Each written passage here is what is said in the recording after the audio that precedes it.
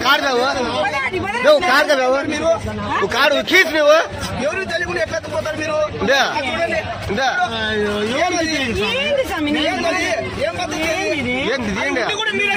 ఉండి కూడా మీరే తీసిండేది ఉండి కూడా తీసి మా నాన్నకి తీసినారు మీరు ఉండి కూడా మట్ట కుడిపించారు మీరు పోసు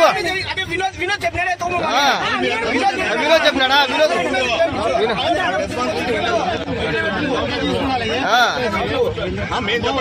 లేదాడా చూడే చెప్పాడండి ఏ ఉండి కూడా చూడడానికి నా కొడుకులే నా కొడుకులు ఇష్టాచారం నా కొడుకులు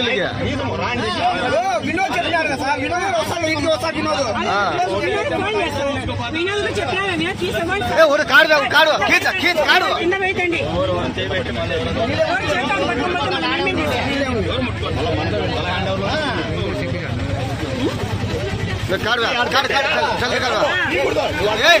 ఏం కాలేదు కాడు కాదు కాడు కాడు కాదు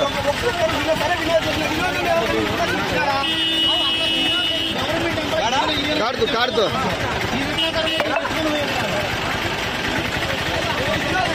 కాడుతూ కాడుతూ ఈ ఆడి గ్రామంలో ఉండి కూడా చూడడానికి నావుడు లేదా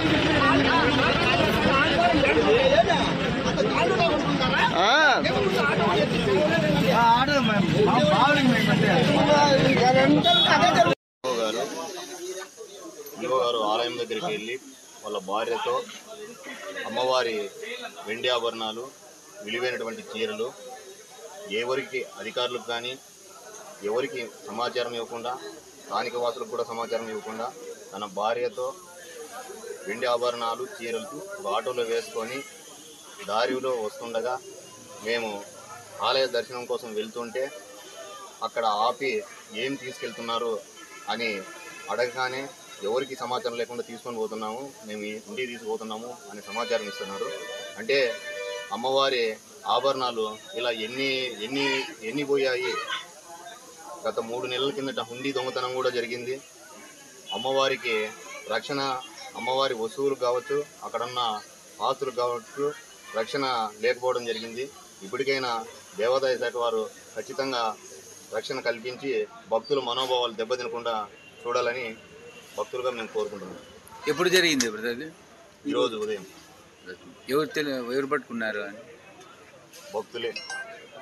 ఏమిట్లా తీసుకుపోతాను? ఆటోలో. మీ పేరు? మా పేరు హరికృష్ణ.